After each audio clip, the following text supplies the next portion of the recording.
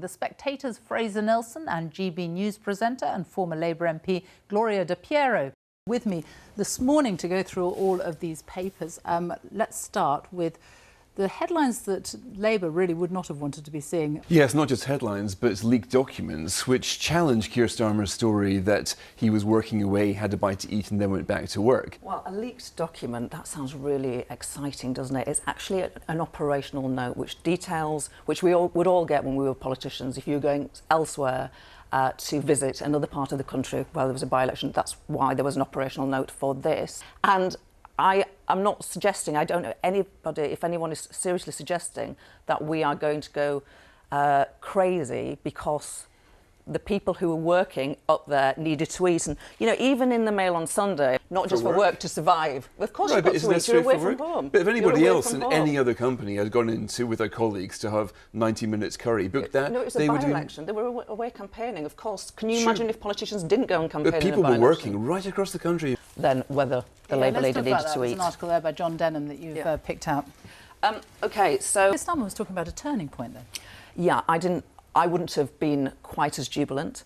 Thankfully, I am not Labour leader, but if it was me that had been responding to that, I would have said, we've done fine in some parts of the country.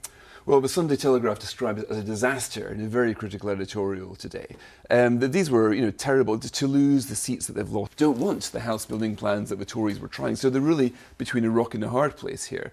And there's a whole bunch of op-eds in the Sunday Telegraph talking about southern discomfort. Now that's a phrase that Labour used to use to describe its problem. At the time of writing about southern discomfort, it was piling up votes in the places that are now Tory seats.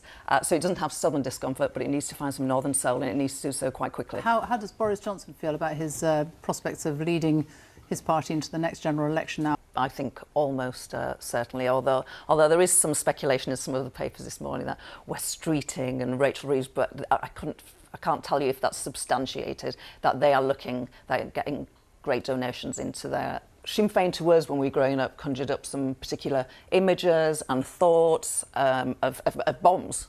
But I was reading this really nice profile by Rosamund Irwin in the Sunday Times, Sinn Féin, and just some words from her that she said last year.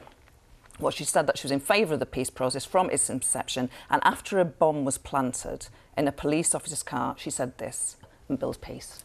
Gloria De Piero, Fraser Nelson, thank you both for joining me this morning to review the papers.